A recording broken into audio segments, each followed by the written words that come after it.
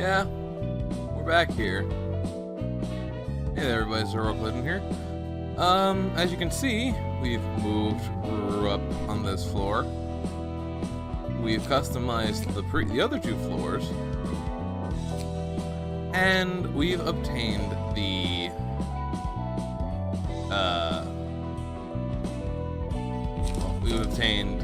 Scarecrows of Wisdom, as well as Pinocchio.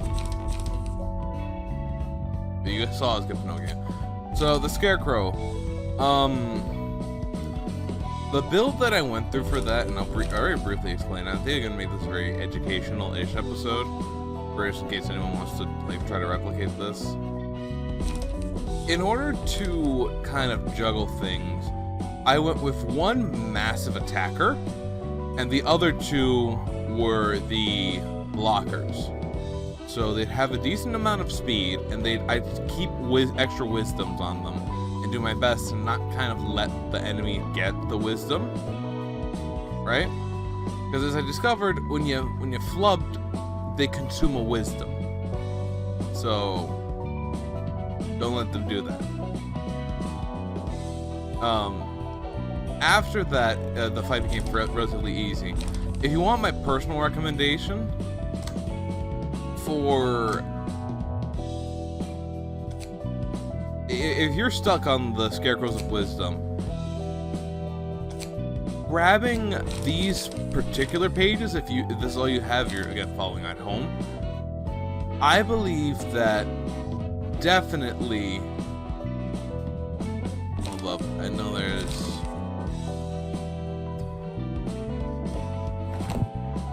the mannequin, one of the more recent ones we got, is the actual best to grab, because you can block the first hit and then dodge the second. So even if they're dodging first, you have a good chance. I use Walter's defense die up as well to help kind of ensure we were rolling at least 4 to 10. And I also use Ari and Yun's pages as well for the defenders. For the attacker, I just went banana sandwich. I used the big, heavy damage cards. My Brawl setup, as you can see here, which is consistent of 3 copies of Brawl, Wrath of Torment, Hard Rehearsal, Automated Movement, Sharp Nails, Forceful Gesture, and Automated Movement. Although Forceful and Hard are really like 2 things you could also use on your first turn as well.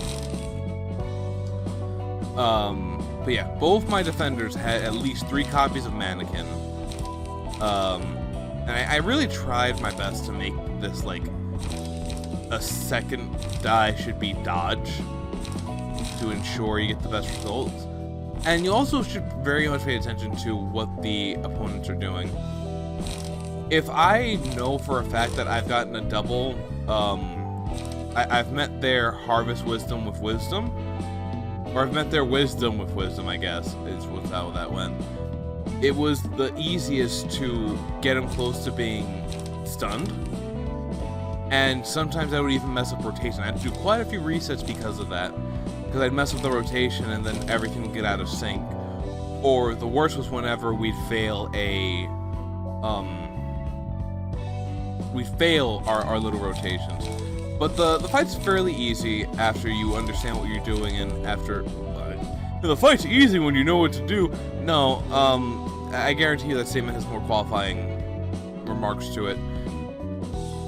What I mean by that is, when you get the good flow of things, that's when the fight starts becoming more reliant on your die roll than it does like knowing stuff. As for the pages themselves from the abnormality, they're all one emotion cost.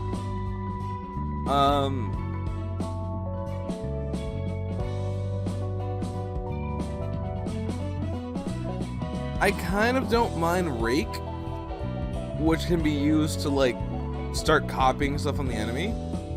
And even though they're exhausted, I feel like being able to use that when you need it could sincerely turn the tide, especially if the enemy if you get like some crazy strong pages, though having to stagger them is a bit rough. Gleaming, after attacking an enemy with a higher amount of stagger resist, deal 2 to 4 bonus stagger damage, and recover 2 to 5 stagger resist. Not terrible. I understand the team wants to be kind of healthy with stagger resist with the Scarecrows of Wisdom.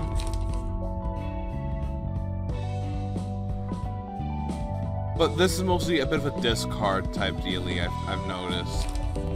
Like, they give you stuff that to exhaust, they give you a better amount of stagger damage, which could help when you're, like, shuffling through your deck constantly. Well, correction, scrolling through your pages constantly, if you wish to use the terminology. You guys saw how the Pinocchio fight went, so I don't really think I need to kind of specify it. Kind of how the same. Kind of, I feel like the floor of general works tends to be a kind of meathead approach to it, just kind of face roll through it. I do want to say though, I'm worried about her floor. I feel like this is gonna be super rough. But I do want to stress this out first. The Queen of Hatred. If you're like me, and I hope you're not, you're gonna want to do that as soon as you get everything, which means you're gonna be stuck on this floor. Now, I looked up a guide, and I agree with the guide entirely. Bleed. You gotta bleed her out. But the biggest problem with the Queen of Hatred is her ability to just... It's the ranged attacks, right? And how much damage they do. Now, I actually did not have, I believe, the Tomeri or the Brenneman stuff, or I didn't have a lot of them. I also did not have a complete list, a completed case of, where is he? I think I have him. I do not think I have one of his pages. I'm gonna have to go in and show you guys now. But our floor of I believe art floor, yes. Our art floor, right? Our boys and girls here. A combination of just some of the higher damaging cards here. I believe one of the super recommended ones was actually where is it? Now Die was a big one for it. Definitely. I think it was one of the highest ones because you inflict straight up 5 bleed on you, and using Jigan's dice, which I believe, yeah. Sublimate. It was an easy way to stack 5 bleed on you and increase your power, which turned a lot of the moves on this just to straight up damage. And all the dice on the page gained 3 extra power. So you went from 1 to 8 to about 6 to freaking 13. And remember, the 6 is the low roll, which can sometimes even beat out even Queen's higher rolls. The biggest problem with the Queen fight is to juggle her ability to just deal massive damage. And of course, you had to juggle not angering her so she turned into her snake form.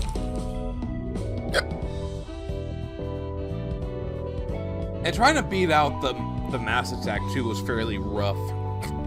I got the hiccups, I'm sorry. I can't be informative with the hiccups. Definitely though, if you struggled with her and you're worried about how it's going to go down the line, the Nine of Despair wasn't as bad. For her, I think we went with a standard tank, kind of a standard RPG setup in a sort of way. The biggest part that you had to tackle was getting through the ranged attacks and the rotational aspect of things. But once you had a good pattern down, all that mattered after that was kind of keeping up your die. Again, not being like dumb old me. You may want to go gather more pages and stuff from these guys and grind it out. And definitely, like, finish off the Urban Nightmare floor. I know I did not finish up the Urban Nightmare floor when I had all those pages. I didn't, like, farm as hard as I could have.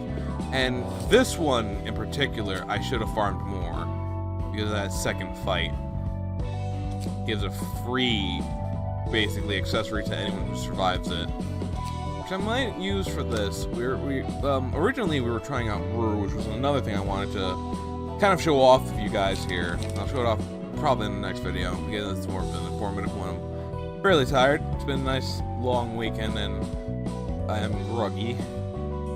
So I gave Ruina Eugen's page. This is one of my temporary pages I've set up for her. Her actual key page would be, I believe, yeah, it was a 7 Associates Fixer page, which I'll explain in a bit. But Ruru's current page, and so, yeah. So we went with Eugen's page because, first of all, endured. She would be the second one on our list. Oh, correction, the third. Got Jammerhead Meow's page. But Ruru has speed 2, which gives her 3 combat dice, although one doesn't work. Restore 2 light upon using a page, which original costs for a higher speed die becomes unavailable. So that's kind of okay. Using something like Boundary of Death, and regaining 2 light kind of for free is super interesting. I wish there were more builds I could plan around it, but I had a bit of an idea in my head. Deflect Assault is a very nice one to proceed and respond to a one-sided attack with a block die, 2 to 6. You cannot play it with classes where both characters use a combat page, unfortunately. So it's kind of nice as a protection thing, even if it is just once per page.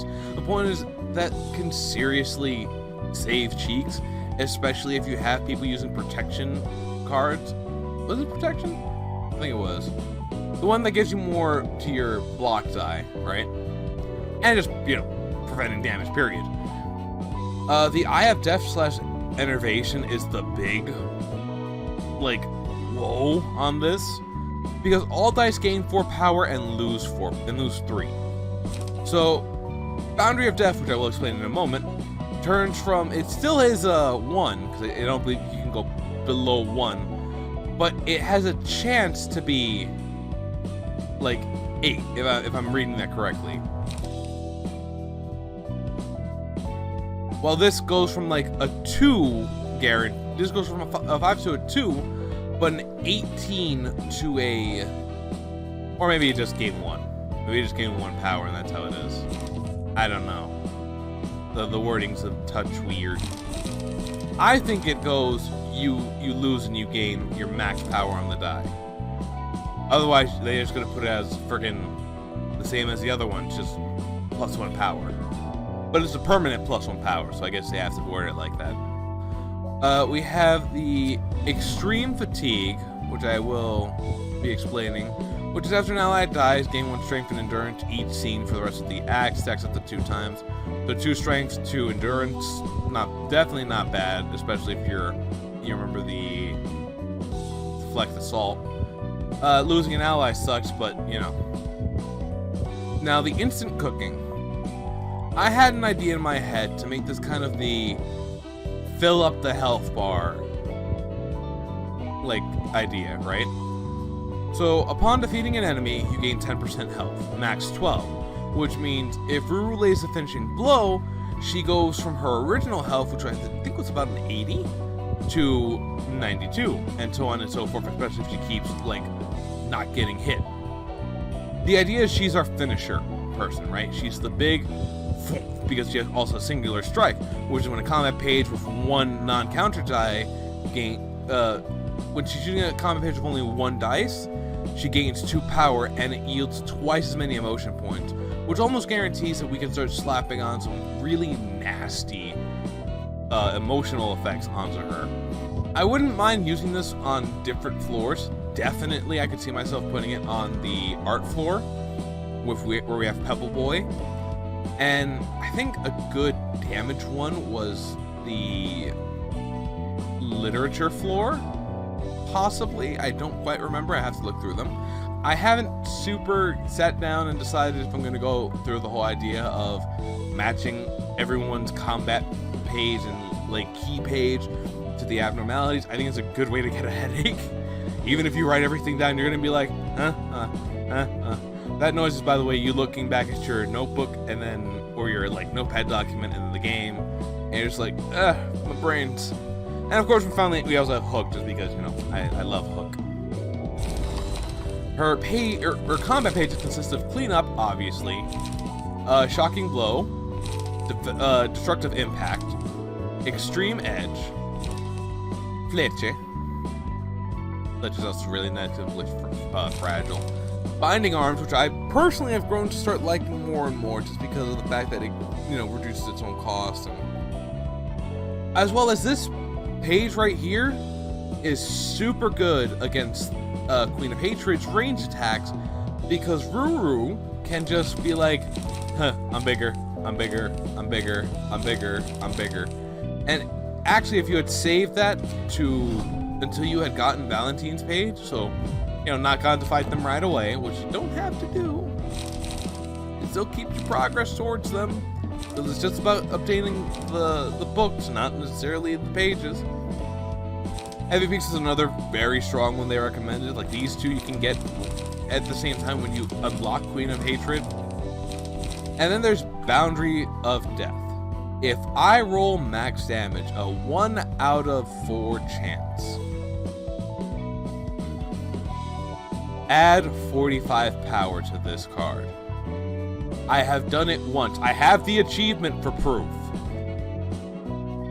And man, was it cool. But I've been trying out with this page. I'm trying to get through some battle accessories, battle symbols. We're kind of filling up here. I'm the closest to having a maxed out one. I just need to figure out the eye. I think using his page is going to net me one soon, maybe. But looking at the other groups, after, of course, you know, fixing up the team, I made this guy Ches. I gave him some nice stuff. He is our speed, high level of acrobatics, Lion's Fist, Puppet Skeleton, Squeak Squeak, question mark, Respiration build. Not all these have, you know, blunt damage, obviously. Just, I try my best to kind of juggle it properly. I do love it personally when I see Brawl, copy Brawl, because I like it, even though I do lose out on like 2 extra possible power. But guaranteeing that 1 light restore is nice. And of course, at the start of the team, restore 1 light if current light is 0. Basically kind of guarantees that I can get back 2 light, which does help him, you know, act faster. I did want another, I think it was Yongyi's thing, because if we're winning clashes and stuff, obviously we're getting back light. But if we're not, you know, it's a good chance to kind of like not gain that stuff back. Vivian is our Razor Strike character, obviously, because I do like making sure that they stack bleed on the enemies. Try to make her a little bit more stagger based. My idea was that if we can break them down, Jez comes in for the easy kill and clean up, waits the next turn. Meanwhile, Vivian and Yumi are doing the stagger dance with them. Yumi is a bit more of another blunt user. Again, mixed blunt though. Has the, of course, fatal and weak +1. Chance to gain more strength, a chance to very paralysis-based character. She's kind of bleed, she's kind of paralysis. They're both super useful to the team, and I hope I can make them work well. I do like that the puppets pages are actually pretty dang useful with the normal, endured normal. The weak to slashing is my only scary part. With a nice high 40 for sag resist, it makes me feel comfortable. Now Gebra, because I know you guys did not see me customize this or even do anything with her.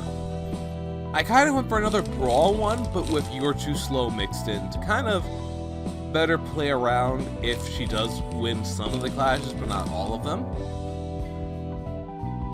Her whole thing is to just start changing up what they're using. Of course, hook and acceleration, concussion. Just trying to make the most out of it, you know, because Emma's high level acrobatics is really, really strong. My personal favorite about this is using Molinette, I believe it is. Just because if you win, and with Emma's high-level acrobatics, you definitely can. You can do so much damage with this one card. And especially if you make him weak to it, it's just free. Next we have Sharon, which I don't know if I've ever talked about this, but Sharon was kind of the name of the first ever OC I made and kind of really liked when it came to like in the gaming sphere at least. It was my first created character on a game. I was just like, yeah, I like this name. I got stupid responses from people because it's the internet, but I liked it. Again, very much a stagger-based economy here. /2, but you know, abundance of slashing. I think the game likes slashing. I am not pleased with the whole week 2 slashing. There really wasn't much you could do for these two. There was not a lot of food in the bin for them. I actually still haven't customized her properly yet. Sorry, Tasha. We'll get to you another time. But hopefully, you know, I've shown you guys the kind of loadout we've got here. Gebra's obviously the big boss. These are her underlings who are helping, you know, stagger them so that way she can come in and be like, you're already dead, and squish. That's gonna be it for this episode. In the next one, we're gonna go out grinding for a little stuff. Maybe there won't be another Library of Ruina this week. You'll just have to wait to find out. Or hope that I spoil it at the end, like I often do, because that's how I roll sometimes. But anyway, thank you for watching. If you enjoyed the video, if you liked it, you know what to do. Much appreciate you if you do. And if you just want to say, laters.